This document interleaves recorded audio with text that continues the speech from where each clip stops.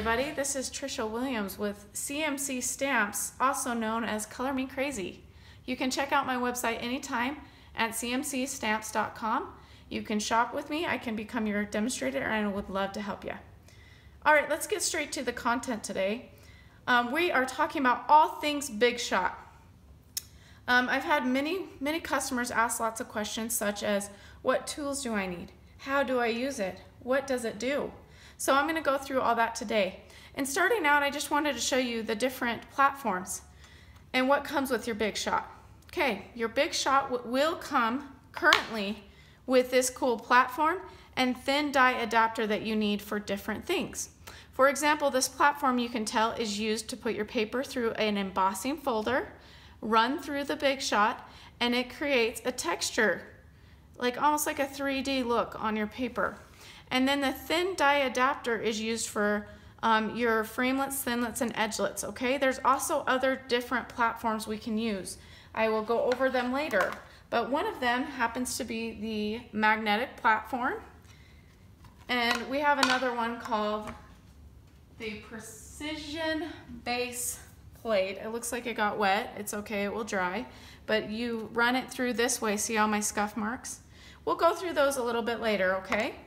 For now, I just want to be able to go through the differences on, this is an older version and it's by Sizzix. That's the Big Shot is made by Sizzix and Stampin' Up carries it. And there's different levels here, so this would be your embossing and this would be, some of you have this old fold out type. This is what used to come with your Big Shot. No longer comes. Don't worry, you can still use it. It is good for you to use. And then what else comes with your Big Shot are some cutting plates, and these are awesome. I actually carry 2 different sets of cutting plates, and I'll tell you why. I use my non-scuffed up plates to emboss, and this is what embossing looks like to your paper. So there's some paper that I have embossed, so I hope you can see it has a kind of a cool rope cord look to it in the paper. You can use either side, the negative or the positive side. Okay, we'll get to that later, but I use these 2 non-scuffed up ones that basically never get much wear and tear. This was what your 2 cutting pads will look like when you get your Big Shot. Okay, now you can see that I've used one on the bottom that's cut, and you can see I've used both sides. This is very important that you know to use both sides of your cutting plate because otherwise it warps and it will bend. But so I just flip it over every other cut. Or, make a couple cuts, flip it over, couple cuts. And I keep one fairly scuff-free on the top so I can see what I am doing. Okay, so now you know that the platform comes with 2 pieces, you have 2 cutting pads, and there's other accessories that you can buy. Let's go ahead and bring up our Big Shot, and I want to go ahead and start to show you a couple things. Actually, first I'm going to show you a really cool page that I was able to print out from the website because I am a demonstrator. So if you're a demonstrator, print this off of the print area in the demo website. If you are not, you can ask your demonstrator to print it. It tells you how to make your sandwich for the Big Shot. It's really cool. So these 3 up here tells you the framelits, the edgelets, and the thinlits. We're gonna go through those first. Those are all dies and they cut out your paper. They do different things, and that's why we have 3 different names. And then these are your embossing folders. We have both a standard embossing folder and a 3D dynamic embossing impression folder. Wow, that's a mouthful. Those 2 are done slightly different. We're gonna go through every one of these steps, so don't worry. I will put a PDF of this on below my video, so check it out. And let's go ahead and bring back the Big Shot. I wanted to show you guys how cool this is. You can move it going forward or you can move it going back. And everything goes and rolls underneath. There's a little roller here and it will roll and squish to cut or to emboss, okay? So now we need to build our sandwich, which means we need a platform and all that kind of stuff. So what I'm gonna show you first is what are Framelits. So everyone wants to know what's the difference between framelits and thinlits. Real quickly, I will show you both so you can kind of get an idea. The one on the left, the orchid builder here, that is a framelit. Why? Because it frames an image that you have already stamped. Okay, and the one on my right is called a thinlit because it has thin little pieces that you cut out and it's fairly intricate, and it does require a couple more steps that I'm going to show you today. Okay, coming back to the framelit, which we're going to do first, it's the one I use the most. You would first stamp your image, and then you'd be able to use this cool little die. I happen to keep mine on a magnetic sheet, and it's really handy. And then I can go ahead and put this face down, meaning the cutter side is face down, and I can put it through and it will cut for me. Let's build our sandwich so you can see exactly what you need and get started with all the details. Okay, while I'm doing that, I'm going to show you a cool little project that I made with my orchid punch, just cutting, stamping, and using my framelits. So I used 2 different pieces of paper to stamp that and a little small one in the center. And then you can tell I put a little embellishment, hopefully you can see, in the middle. And Stampin' Up has all kinds of embellishments every year, and I love them. Okay, so sorry, I'm moving my camera, I didn't mean to. Okay, here's my magnetic platform that I showed you early, and just like it says, it's magnetic, and it will actually help make sure that it won't get squirrely as you are putting it through the big shot. And so what that means is it will just magnetically hold it in place fairly well. But you are going to have one cutting, and if you can see, it shows you right here, one cutting pad, your paper, the framelit, and one more cutting pad. That is what we call our sandwich. Kind of fun, huh? Okay, so I'm putting my paper with the stamped image up so I can see where it's at. And then I'm going to go ahead and put my framelit. And I like this framelit because it doesn't move around on me much. Sometimes the magnetic platform can create it that it moves. You want to make sure that you're using one of these that's flat underneath to prevent that. And then my flat one on top, I slide it in diagonally like this, just very carefully, and slowly put it down. The reason why, you guys, I've seen so many people put this in, it slides around and then they go through and cut it, and it's not gonna cut your image correctly. So I don't know if you can see, let me move this forward here. There you go. I'm holding this sandwich close with my fingers, kind of clasping down my hands like this and holding it tight as I start to move. Now once I've moved enough, I'm going to go ahead and move this, and I'm going to go ahead and just go all the way through. And as I'm doing this, I have my hand here. I'm really close to the big shot, so I'm not reaching for my back, no broken backs, and I'm just rolling all the way through in the direction that it's going. Let's say I wanted it to cut better. I could potentially go back through the other direction. However, I don't need to do that.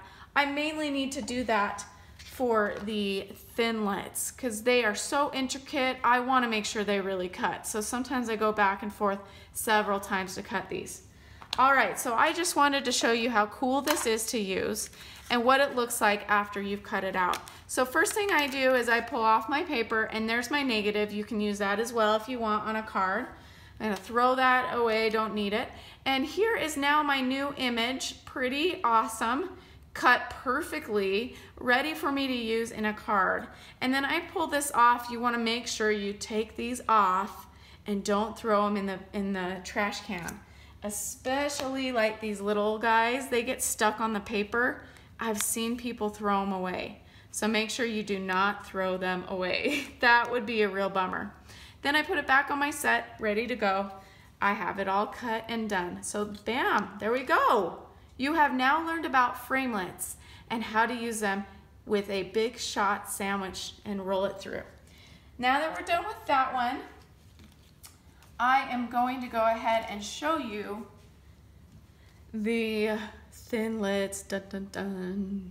Pretty cool. I hope you can see that. Just keep it in place so you can see it. All right, so a couple things we're gonna change with this. Instead of using the magnetic platform like I used on the framelits, I'm going to set that aside, and I'm going to grab out my little handy dandy Big Shot platform and thin die adapter. I'm going to have the thin die adapter directly on top. One thing I've also noticed beginners do, if you accidentally have any part of your sandwich, even the paper sticking out, it will not go through. You see, it's going to get stuck, and it's possibly going to ruin your material or your tools or your paper project. So I've got those two on, and then I'm going to grab out the thing that I showed you guys already. Unfortunately, it got wet. It's fine, it will dry. It's called the Precision Base Plate. You can see that they tell you tab 2 basically means that you are going to need your thin die adapter on top of your platform. Okay, that's what that means. And then you're going to have your precision base plate with this cutter side up. Do not cut on this side. It will ruin your base plate and potentially ruin your Thinlit. Okay, and then you're going to put your paper as usual, your Thinlit cutter side down, and one of your cutting plates. One of your cutting plates only, because this one acts like a cutting plate for your sandwich, so you only need one. All right, so I was going to go ahead and show you. Maybe I'll do a very simple one, huh? Let's get the same paper I had. Let's do this cute little flower because it's pretty simple to show you. We'll get one of my cutting pads on top, carefully placing it on top. And like I did before, I'm going to run it through. However, this time, and it's a little harder, you gotta use a little more muscle. Okay, this time I'm actually gonna push it in a little bit and start going the other direction.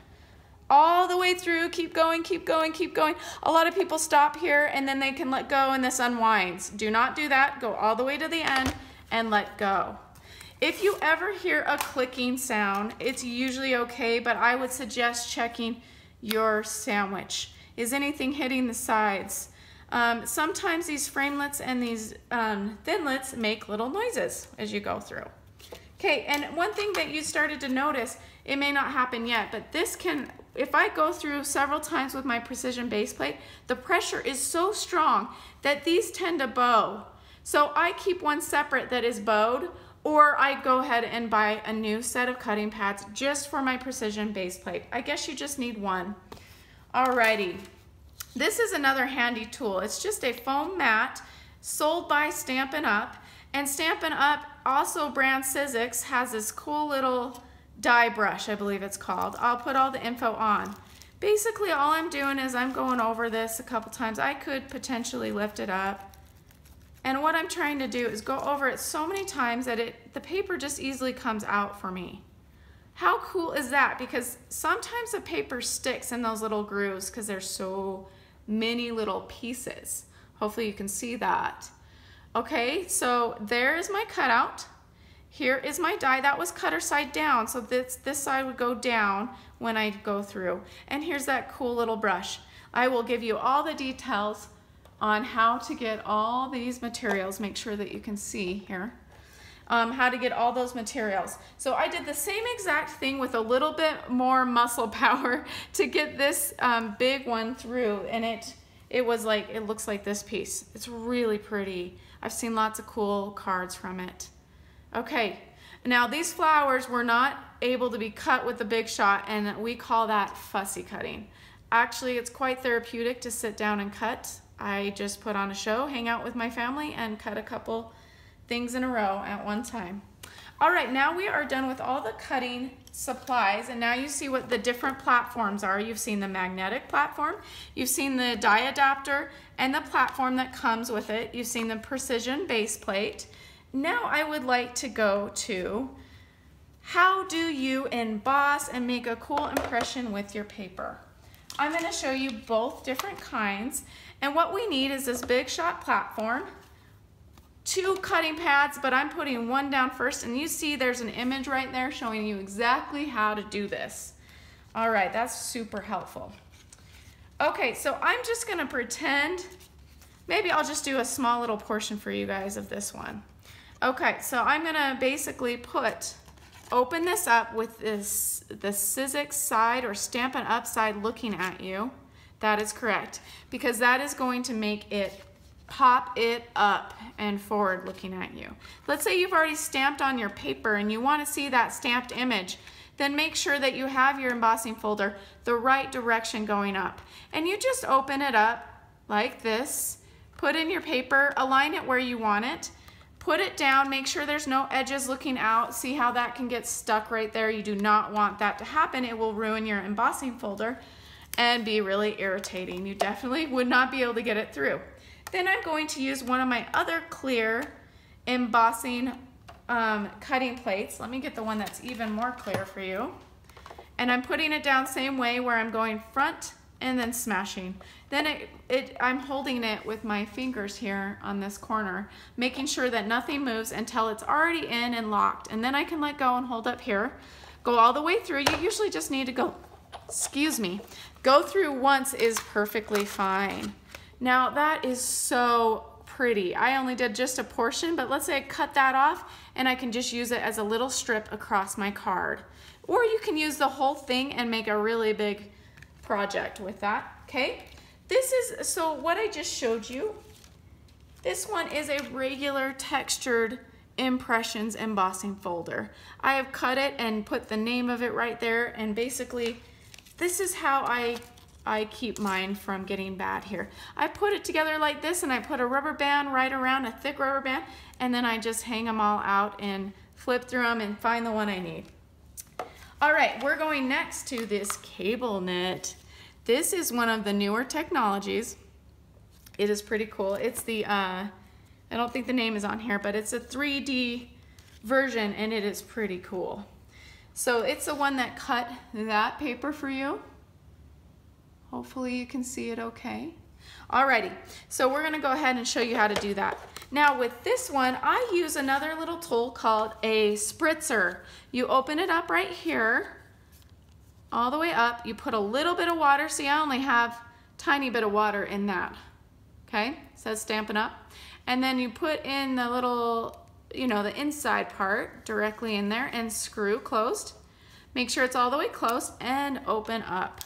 This is our next step, is you just spritz that paper, make sure that it's not too sloppy on there. And then that kind of would help so the paper doesn't break down.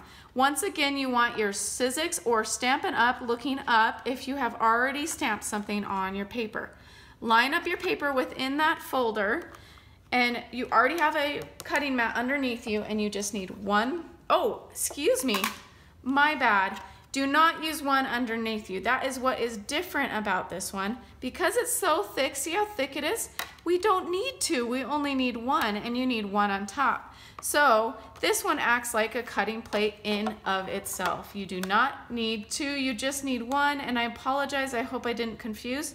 Go ahead and put one cutting board on top, and then run through, and once again hold it, be as close as you can to your big shot so you don't hurt your back. I sound like an old lady, but I have a bad back. And voila, that is so cool. You take it out, you can use either side, you can cut it down into strips, however you like to use it, but embossing folders are probably one of my favorite things to always have on a project. So here are a couple of the things that we did today. Wow, you guys.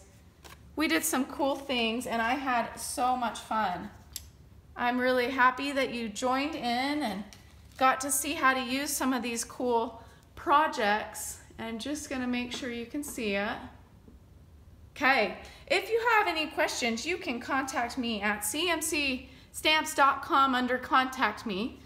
And I would be willing and very excited to help you out to get started on making some cool handmade projects, all of your own. So visit me at cmcstamps.com and shop online. Thanks, bye.